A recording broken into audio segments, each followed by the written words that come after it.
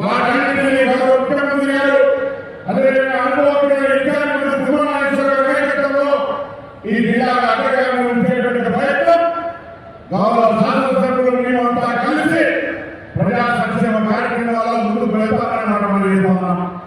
అదేవిధంగా అందరూ గమనిస్తా ఉన్నారు.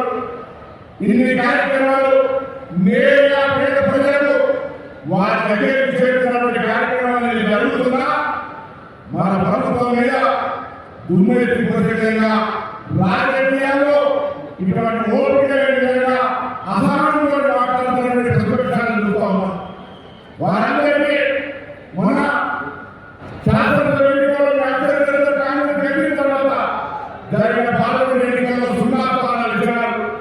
దాని తదుపరి అనేక ఎన్నికలు ఏ విధంగా టీఆర్ఎస్ కానీ బీజేపీ కానీ స్థానం లేకుండా పోయింది. సర్పంచ్ ఎన్నికలు అయిపోయాయి.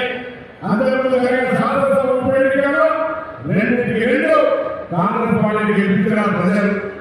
ఇప్పుడు కూడా రాబోయే మున్సిపల్ ఎన్నికల్లో ప్రజలందరూ కాంగ్రెస్ పార్టీ ప్రభుత్వం రేవంత్ రెడ్డి గారి నాయకత్వంలో ప్రభుత్వం జరుగుతున్నటువంటి నేరుగా లబ్ధి పొందుతున్న ప్రతి ఒక్కరు ఒక్కసారి గుండెలు చేసుకొని కాంగ్రెస్ పార్టీ ప్రజాపాలన ప్రభుత్వం అందిస్తున్నటువంటి కార్యక్రమాలకు ఆశీర్వదంగా మరి పట్టణాల్లో కూడా అభివృద్ధిని ఆకాంక్షిస్తూ కాంగ్రెస్ అభ్యర్థులను గెలిపాల్సిందిగా ఈ ఉమ్మడి జిల్లాలో ఉన్నటువంటి ప్రతి మున్సిపాలిటీ ఓటర్లుగా కోరుతా ఉన్నాం. ఈ సందర్భంలో భారతీయ జనతా పార్టీ నేను ఒక మాట్లాడదలుచుకున్నా. భారతీయ జనతా పార్టీ నాయకత్వం ప్రధానమంత్రి స్వయంగా తెలంగాణ పట్ల విమర్శకుడిగా మరి వక్రీకరించేటువంటి అవమానపరిచే మాటలు మాట్లాడాడు. తెలంగాణ ప్రజాపాలన ప్రభుత్వం ఏర్పడిన తర్వాత గౌరవ ముఖ్యమంత్రి గారు ముందు అనేక సందర్భాల్లో కేంద్రాన్ని నిధులు అడిగారు. కానీ 2 బడ్జెట్లు కూడా విమర్శలు చూపెట్టినారు.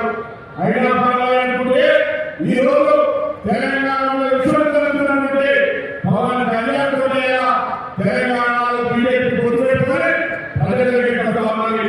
స్వయంగా తెలంగాణ విధంగా భారతీయ జనతా పార్టీ అవలంబిస్తూ తెలంగాణ నిధులు కూడా తెలంగాణ కన్నులు పడితే ఆంధ్ర ఉపయోగపడిపోతున్నాయనేటువంటి పరిస్థితులు ఆయన కొన్ని